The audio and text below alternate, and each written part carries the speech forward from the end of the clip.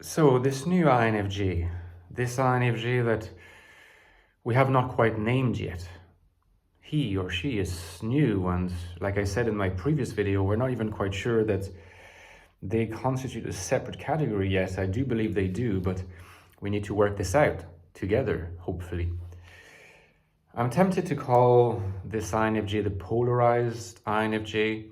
At least this is a name that I'm considering. You can let me know what you think. Polarized in the sense that they seem to really go back and forth between the NI function and the SE function. So polarized in the sense of being organized against polar functions, dominant and inferior, with not much of an interaction with the functions of judgment, which for the INFJ are in second and third slot, auxiliary and tertiary. So note, not polar. So polarized INFJ also has an interesting resonance, which I want to excavate a little more. And you can also let me know what you think. So this INFJ, let me make it clear that I have encountered this INFJ in two particular contexts, in two particular scenarios, right?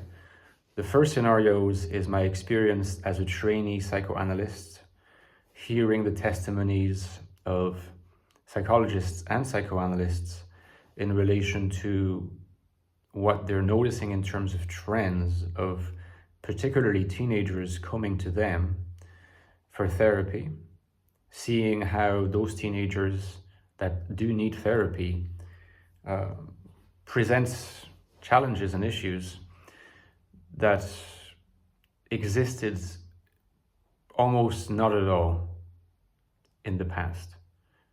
Their sets of issues are different, okay?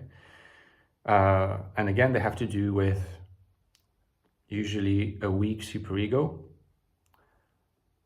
and yet a lot of anxiety, whereas analysis used to posit that anxiety had a lot to do with guilt and with repression, and that guilt and repression were mostly the work of the superego, disapproving of thoughts, drives, longings, emotions that a person would feel. Superego would say, that's not appropriate. That is forbidden. You should be ashamed of having those thoughts or beliefs or longings. Consequence would be guilt, repression, going into the unconscious and then pressuring the unconscious and producing anxiety as a result. Well, in the case of these people, these teenagers and young adults, there is anxiety despite the fact there is not that much guilt and not that much repression. So we're not talking about neurosis in the way that it had been traditionally understood and traditionally lived. We're talking about anxiety that comes from a different source. And the main hypothesis of psychologists and psychoanalysts is that this anxiety comes, of course, not from a tyrannical superego, because it's not tyrannical at all. In fact, it's very soft. But from a lack of superego, which is the fascinating discovery that had not been predicted by either Freud or Jung or Adler or Klein or any of those predecessors. The discovery being that there's two ways in which the superego causes anxiety. When it is too strong, that is to say, in the language of typology and the INFJ, which is our case study, the INFJ lets FE and TI interfere too much with the free play of NI and SE, right? When there's too much interference by FE, usually compliance, but there are TI versions of compliance, as I've said, but FE is always in the picture. In the case of the solipsistic INFJ, withdrawn and not adaptive, clearly the interruption, the interference is much more a TI kind of interference and not an FE kind of interference. Withdrawn INFJs, solipsists among the INFJs don't have FE well developed don't desire to develop their FE because they devalue FE. Now, for defensive reasons we've explored before, they devalue it. So you could say that by and large, with exceptions, the compliant has an FE kind of neurosis that interferes with the free play and the unhindered meandering of NI, divergence, convergence, its own kind of free exploration. In FE neurosis, the compliant INFJ lets the superego interfere with that in an FE way. In the case of solipsism, the INFJ lets TI interfere. So the superego interferes in this case in a TI way. In both cases, you have very little NI expansion. You have NI consolidation in the case of the withdrawn INFJ, but not expansion.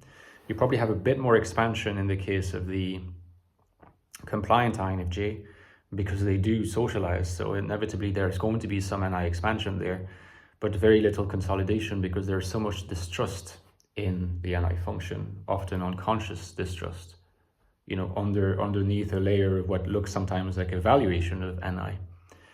The real unconscious process is a devaluation of NI in the name of adaptation.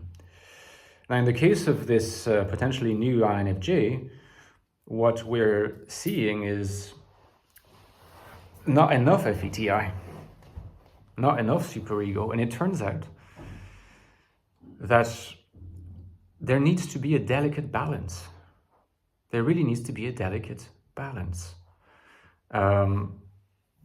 When the FETI architecture, the scaffolding is super weak, it seems that NI has nothing to fall back on. NI is like unmoored. I think the best word that we can use here is unmoored. The key is to have a balance. NI needs to do its work unhindered by the functions of judgments. But that doesn't mean that the functions of judgment should be devalued and completely undeveloped. The functions of judgment should be ready to manifest in situations where, their manifestation, their presence is required. They should be there. In fact, they should be so well integrated that control over those functions achieved through high integration allows the person enough confidence in them to not summon them when they're not needed, so that NI can do its work unhindered, take care of itself, and in a sense guide the person via intuition to a way of life that is dominated by intuition, being mostly in harmony with who you are, becoming who you are. Living in an NI way is a way that you could put it. But it turns out again that living in an NI way is not living with unmoored NI. There always needs to be that basis, that strong base, that strong structure of FETI that is there. It's not interventionist, but it's also not absent. And in a sense, that is the culmination of integration. That is the achievement of the spiritualized INFJ who has integrated those functions.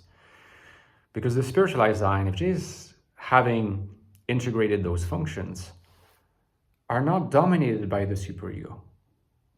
You could actually argue that the new INFJ, although having a very weak superego, is still dominated by the superego because they're dominated, their life and their anxiety are the outcome still of a superego that's in this case too absent instead of too present.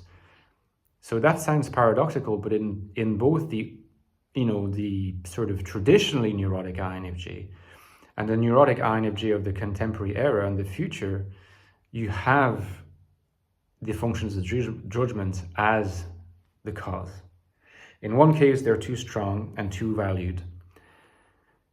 In the other case, they're too weak and too undervalued. And the key is a balance. The key is properly integrated the functions. And any function that is properly integrated is always going to be a function that is neither overvalued, because overvaluation of a function is a sign of lack of integration, just as much as undervaluation is a sign of a lack of integration. But there are different manifestations of this, different incarnations of this in different INFJ types that we see not just in our society, but across societies and across time. You need to bring in the temporal dimension, you need to bring in the dynamic dimension, or otherwise your understanding will remain superficial. Give me a like if you enjoy this reflection, guys. I look forward to your feedback on this. Don't forget, I've written 2 books on the INFJ that you might be interested in. The latest one is called The Infinite Soul, INFJ Life in the Modern World, looking at how INFJs can find happiness, purpose, value, and a rich life as INFJs in the world they often find hostile. The first link below is to this book. If you're interested, check the reviews. It helped a lot of people. So did my first book on the INFJ, The Ecstatic Soul, a new look at the INFJ personality, which is a deep look into the mind of the INFJ. No book goes deeper. So if you're interested, check the link to the Ecstatic Soul as well. And as usual, guys, don't forget that the absolute lifeblood of my channel is my Patreon page. I rely on your kind donations and could not do it without you. So that I can continue producing quality content every day for you. Please consider supporting me on Patreon. The link is below to my Patreon. You know that you get some cool perks if you join, such as access to our exclusive Discord server where I'm there pretty much every day, so you can interact with me live and with the other members who are really, really smart and cool as well. And also bonus video content every 2-3 weeks just for you as a patron on a topic of your choosing, where I go in depth, 20-30 minutes on that topic. If that sounds good to you, hopefully see you there. In the meantime, take care of yourselves, guys, and see you tomorrow. Bye-bye.